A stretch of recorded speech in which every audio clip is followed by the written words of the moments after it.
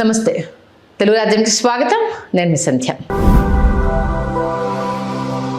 పశ్చిమ బెంగాల్ రాజకీయం ఇప్పుడు దేశవ్యాప్తంగా సెన్సేషన్ సృష్టిస్తోంది. ఒకవైపు బీజేపీ మెజారిటీ సాధించామని చెప్తుంటే మరోవైపు మమతా బెనర్జీ రాజీనామాకు నిరాకరిస్తున్నారనే వార్తలు వినిపిస్తున్నాయి. అసలు మెజారిటీ లేకపోయినా ఒక ముఖ్యమంత్రి పదవిలో కొనసాగవచ్చా? రాజ్యాంగం దీని గురించి ఏమంటోంది? మమతా బెనర్జీని బలవంతంగా తొలగించే అధికారం గవర్నర్కు ఉందా? చరిత్రలో ఇలాంటి ఘటనలు ఎక్కడ జరిగాయి? ఈ వీడియోలో చూద్దాం. భారత రాజ్యాంగం ప్రకారం రాష్ట్ర ప్రభుత్వాల మనుగడ కేవలం ఒకే ఒక అంశం మీద ఆధారపడి ఉంటుంది. అదే విశ్వాసం. ఆర్టికల్ 164(2) నిబంధన ప్రకారం రాష్ట్ర మంత్రిమండలి సామూహికంగా ఆ రాష్ట్ర విధానసభకు బాధ్యత వహిస్తుంది. అంటే అసెంబ్లీలో మెజారిటీ ఉన్నంత కాలమే ప్రభుత్వంలో అధికారం ఉంటుంది. ఆర్టికల్ 164(1) ప్రకారం ముఖ్యమంత్రిని గవర్నర్ నియమిస్తారు. ఇతర మంత్రులను ముఖ్యమంత్రి సలహా మేరకు గవర్నర్ నియమిస్తారు. ఇక్కడ గుర్తుంచుకోవాల్సిన పదం ప్రెషర్ ఆఫ్ ద గవర్నర్. అంటే గవర్నర్ ఆమోదం ఉన్నంత వరకే వారు పదవిలో ఉంటారు. కానీ ఇక్కడే ఒక టెక్నికల్ పాయింట్ ఉంది. గవర్నర్ తన ఇష్టానుసారంగా ఎవరిని పడితే వారిని తొలగించలేరు. Supreme court S R Bommai versus union of India కేసులో ఇచ్చిన తీర్పు ప్రకారం ఒక ప్రభుత్వానికి మెజారిటీ ఉందో లేదో తేల్చాల్సింది రాజ్భవన్ లో కాదు, కేవలం ఫ్లోర్ ఆఫ్ ద హౌస్ లో, అంటే అసెంబ్లీలో మాత్రమే. ఒకవేళ అసెంబ్లీలో బీజేపీకి స్పష్టమైన మెజారిటీ వచ్చి మమతా బెనర్జీ రాజీనామా చేయనని మొండికేస్తే ఏం జరుగుతోంది?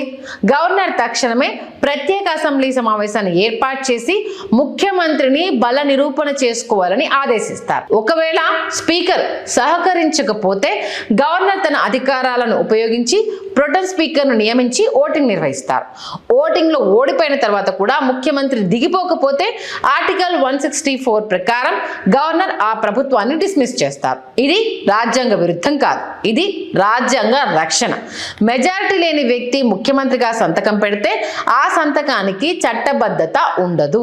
రాష్ట్ర బడ్జెట్ నుంచి ₹1 కూడా ఖర్చు చేసే అధికారం ఉండదు. ఇలాంటి పరిణామాలు గతంలోనూ జరిగాయి.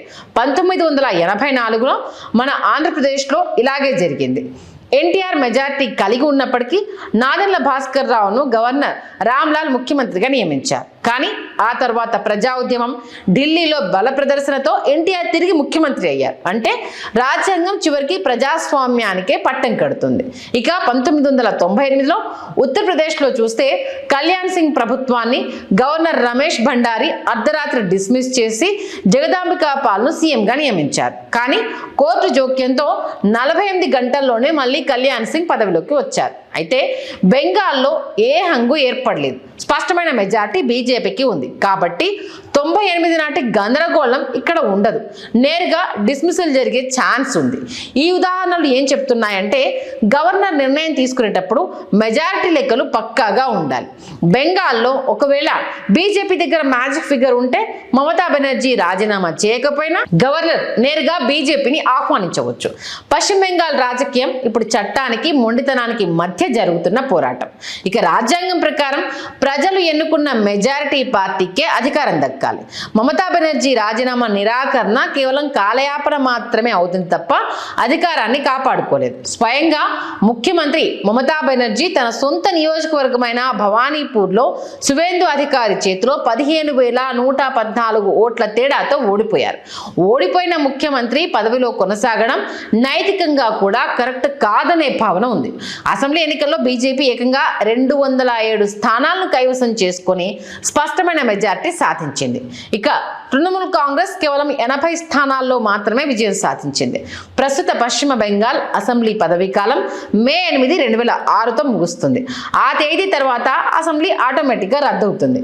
అసెంబ్లీ రద్దయితే మమతా బెనర్జీ తన ఎమ్మెల్యే పదవిని కోల్పోతారు. ఎమ్మెల్యే కాని వ్యక్తి ముఖ్యమంత్రిగా ఉండడానికి వీల్లేదు కాబట్టి ఆ తర్వాత ఆమె పదవిలో ఉండడం పూర్తిగా చట్టవిరుద్ధం అవుతుంది. ఒకవేళ ఆమె రాజీనామా చేయకుండా మొండికేస్తే రాష్ట్రంలో రాజ్యాంగ యంత్రాంగం విఫలమైంది అని పేర్కొంటూ గవర్నర్ ఆర్టికల్ 356ను ఉపయోగించవచ్చు. దీని ద్వారా రాష్ట్రంలో రాష్ట్రపతి పాలన విధించి ఆ తర్వాత కొత్త ప్రభుత్వాన్ని ఏర్పాటు చేసేలా కేంద్రానికి సిఫార్సు చేసే అవకాశం ఉంది. గవర్నర్ తన రాజ్యాంగ కర్తవ్యాన్ని నిర్వహిస్తే బెంగాల్లో కొత్త ప్రభుత్వం ఏర్పడడం ఖాయం. మరి బెంగాల్ భవిష్యత్తు ఏ మలుపు తిరుగుతుందో చూడాలి.